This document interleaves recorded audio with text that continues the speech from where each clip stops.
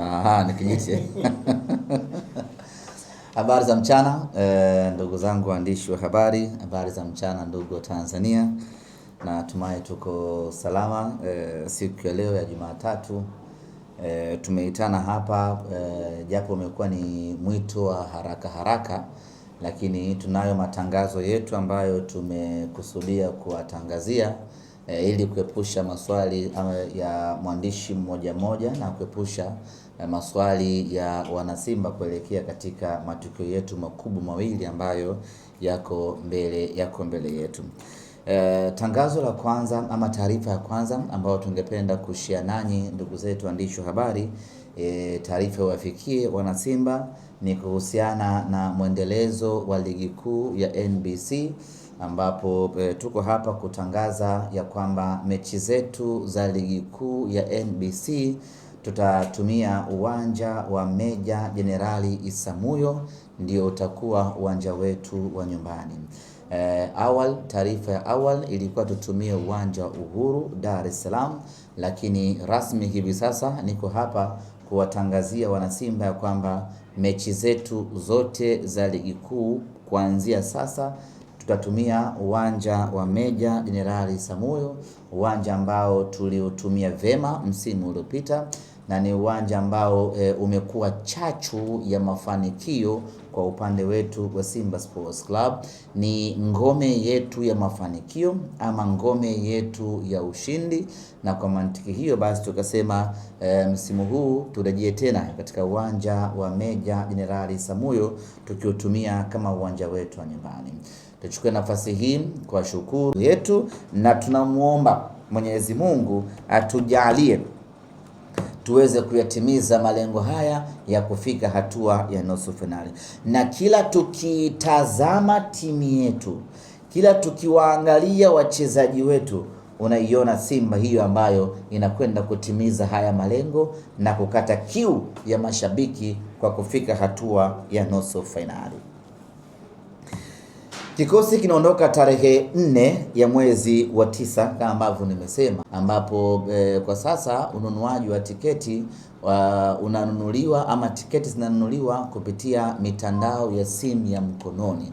Maana ukiwa na simu yako ya mkononi unaingia kwenye system ambayo inasimamiwa na bodi ya ligi, unakwenda unanunua tiketi yako. Kwa mashabiki wa Simba hasa wa nyumbani, hili kwao linakuwa ni zoezi geni, kwa sababu mechi ya kwanza kutumika mfumo huu ilikuwa ni pale visiwani Zanzibar kwenye mechi ya ngao ya jamii. Tunajalia kwamba si mashabiki wengi ambao wa Simba waliweza kupractice mfumo huu. Baada ya hapo tumecheza mechi 3 za ugenini ambazo tunaamini ni mashabiki wachache sana kutoka Dar es Salaam ndio ambao wameweza kutumia mfumo huu. Mechi yetu ya tarehe 27 ndio ambapo mashabiki wengi zaidi wa Simba kwa wakati mmoja watakwenda kukutana na mfumo mpya wa ununuaji wa tiketi za kuingia uwanjani. Ni mfumo mzuri, ni mfumo rahisi, lakini kwa kuwa ni mpya tunahitaji kuendelea kuupigia kelele na kuuzungumzia ili watu waweze kuelewa. Kwa nini ni mfumo rahisi? Huna haja tena ya kutafuta kituo kinachouza tiketi. Huna haja tena ya kwenda kwa wakala anayeuza tiketi. Huna haja ya kufunga safari kutoka Magomeni ukaenda Kariakoo kwa Lampard kwenda kununua tiketi. Huna sababu hiyo tena. Una simu yako mkononi kitandani, hapo hapo unanunua tiketi yako, unakuwa umemaliza. Changamoto kubwa ni kwa wale watu ambao hawana simu janja, hawana smartphone. Mtu ana kiswaswadu chake, anaweza akafanyaje? Kama hauna smartphone, unachoweza kufanya ni kumuomba mtu akununulie tiketi yako hiyo, kwa sababu mtu mmoja ana uwezo wa kununua mpaka tiketi 5.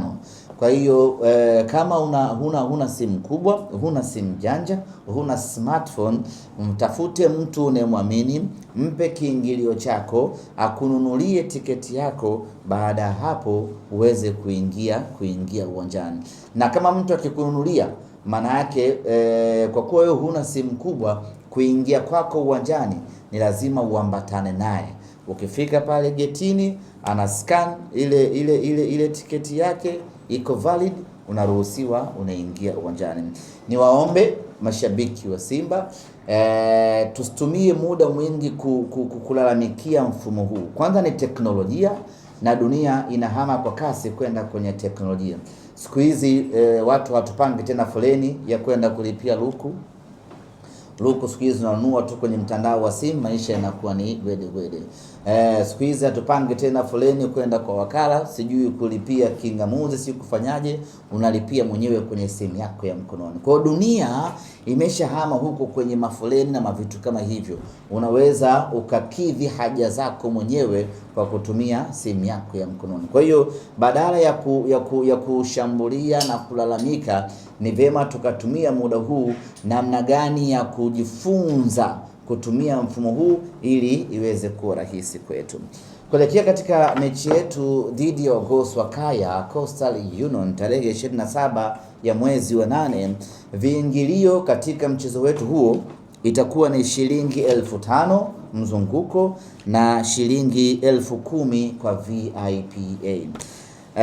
Tunafahamu Meja Jenerali Samuyo ni uwanja ambao uko mbali kidogo na maeneo mengine huku ya Dar es Salaam, lakini hatuna budi wanasimba kuupokea uwanja huo, na kumbuka hii ni sehemu salama zaidi kwa Simba Sports Club. Msimu uliopita tumeutumia uwanja ule, hatujapoteza hata mchezo mmoja kwa maana ya kufungwa, ukiachilia mbali sare 2 ambayo tulizipata, moja na Mtibwa na nyingine na kwenye dabi sare bao 2-2. Kwa ni sehemu salama kweli kwa upande wetu, na kwa mantiki hiyo mashabiki wa Simba hatuna budi kuupokea uwanja huu na kujitokeza kwa wingi pale ambapo mnyama anakuwa anacheza.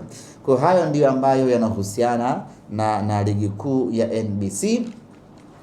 Na kikosi kimerejea jana kutoka Singida ambapo tulikuwa na mchezo dhidi ya Singida na tukapata ushindi wa magoli 2-1. Tumerejea jana na hii leo kikosi kimeendelea tena na programu ya mazoezi na maandalizi kuelekea katika mchezo huu. Ukiangalia tarehe ya leo 24 kuelekea kwenye tarehe 27 ni siku 3 tu. Kwa hiyo hakuna muda wa kupumzika. Vijana wamesharejea katika uwanja wa mazoezi kwa ajili ya kuanza maandalizi kabambe kuelekea katika mchezo wetu dhidi ya Coastal Union. Tukiachana na taarifa inayohusu ligi kuu ya NBC, tugeukie taarifa ya mechi za kimataifa.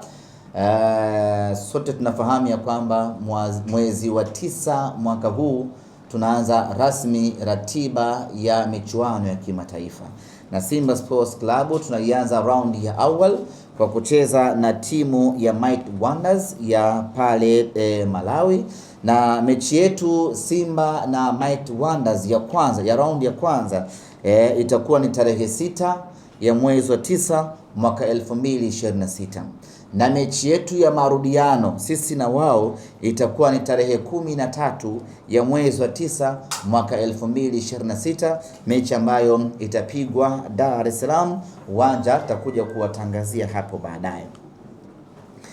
Kikosi chetu kinataraji kuondoka tarehe 4 ya mwezi wa 9 mwaka huu 2026 kuelekea Malawi. Taondoka hapa asubuhi kwenda kuwafuata wapinzani wetu Mighty Wonders.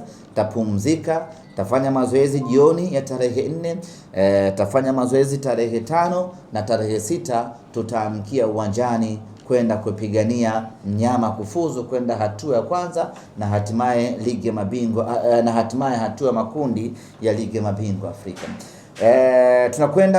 Tunarejea tena kwenye michuano ya kimataifa baada ya msimu jana kuwa na anguko baya kweli. Kwa miaka mingi tangu tumeanza kujipambanua kwenye uga wa kimataifa hatujawahi kuishia hatua ya makundi, lakini katika hali ya kushangaza kweli mwaka jana tumeshindwa kuvuka kutoka hatua ya makundi na kwenda hatua ya robo finali. Ilikuwa ni mwaka mzito kwa Simba Sports Club, ulikuwa ni mwaka mgumu kwa Simba Sports Club, na ulikuwa ni mwaka wa fedheha kweli. Timu kubwa aina ya Simba Sports Club kushindwa kuvuka hatua ya makundi na kwenda hatua ya robo finali. Sisi failure yetu ambayo tulikuwa tumejiwekea kuwa ndio benchmark ya kufeli ilikuwa ni robo finali, lakini mwaka jana tukashindwa kuvuka hata hatua ya makundi na kufika hatua ya robo finali. Sasa ya mwaka jana yameshapita, yaliyopita si ndwele.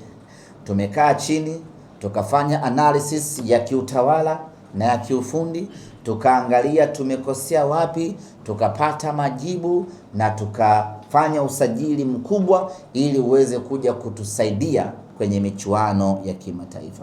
Ukiangalia wachezaji tuliokuwa nao ambao tumewasajili ni wale wachezaji ambao kwanza wana energy, lakini wana experience na exposure kubwa ya kuisaidia Simba kwenye michuano ya kimataifa.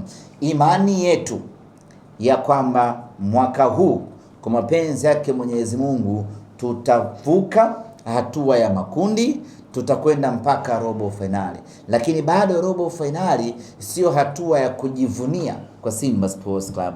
Malengo yetu kwenye michuano ya kimataifa msimu huu ni kucheza nusu finali, ile safari ya mashabiki ambao tutasafiri kwa njia ya basi kuelekea Malawi. Hii itakuwa ni mara ya pili tunasafiri kuelekea Malawi. Tumeshawahi kusafiri tukaenda kucheza na Nyasa Big Bullets kama mnakumbuka, lakini vile tumeshawahi kusafiri kwenda Zambia kwa kutumia usafiri wa basi. Tumewahi kusafiri kwenda Uganda kwa kutumia usafiri wa basi. Hizi ni rekodi za miaka ya hivi karibuni. Kwa hiyo safari hii tunakwenda kucheza na Might Wonders ambao ni mabingwa Malawi. Tukasema tusiache timu iende peke yao na tusiwaache wachezaji waende peke yao, tuambatane na mashabiki watakao kuwa tayari kwenda kuipambania Simba huko, kwenda kuiteka Malawi na kwenda kufanya balaa kubwa. Sisi tunaamini huu ukanda wote wa kusini mwa Afrika, huu ukitoa Afrika Kusini, ukanda wote huu, sijui Botswana, Malawi, sijui Zambia, Zimbabwe, ukanda wote huu Simba Sports Club tuna uwezo wa kufika na kuiteka nchi husika na kuiweka chini ya uangalizi mkali wa mashabiki wa Simba mpaka pale mechi itakapomalizika. Kwa safari hii tunarejea tena Malawi, na safari hii tunataka kuvunja rekodi ya kusafiri na mashabiki wengi kweli kweli kuwahi kutokea. Kwa mantiki hiyo basi tutakuwa na msafara wa mashabiki wa Simba ambao safari yetu itaanza tarehe 3 ya mwezi wa 9 saa 12 jioni, saa 1 kamili jioni. Safari yetu itaanzia hapa Dar es Salaam mdogo mdogo kuelekea Lilongwe, mji mkuu wa Malawi. Tutarejea Dar es Salaam tarehe 6 ya mwezi wa 9, kwa maana baada ya mchezo kumalizika mnyama ashachukua zake ushindi wa kutosha pale Lilongwe Malawi. Hapo mashabiki ambao tumesafiri na basi tunaingia kwenye mabasi yetu, tunarejea Tanzania kwa ajili ya kuja kuendelea na shughuli nyingine. Kwa hiyo utaratibu wa safari ni kama ufuatavyo. Tunataraji kuondoka Dar es Salaam saa 1 kamili usiku siku ya tarehe 3 ya mwezi wa 9. Safari yetu itaanzia Ubungo kwenye kituo cha mafuta cha Engen mkabala na Ubungo Plaza. Ni sehemu maarufu ambayo tumekuwa tukianzia safari yetu hapa.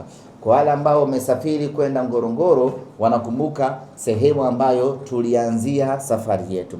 Na safari hii ni tofauti kidogo na safari za kikawaida za mashabiki. Hii ni safari ya luxury, ni safari ya kuenjoy, ni safari ya kufurahia, ni safari ambayo tunakwenda huku tunafurahia safari yenyewe. Ni safari ambayo ndani yake kunakuwa na burudani, kuna entertainment ya kutosha. Ni safari ambayo haturuhusu aina yoyote ya udhia ndani yake, yaani watu wanakuwa comfortable, wanaenjoy mwanzo mpaka mwisho wa safari. Ni adventure. Nikisema neno hilo tutaelewana vizuri. Ni adventure, ni safari ya kwenda kufurahia maisha yetu ya sisi kuwa Simba Sports Club. Kwa hiyo kwenye gari kuna kuwa na burudani za hapa na pale.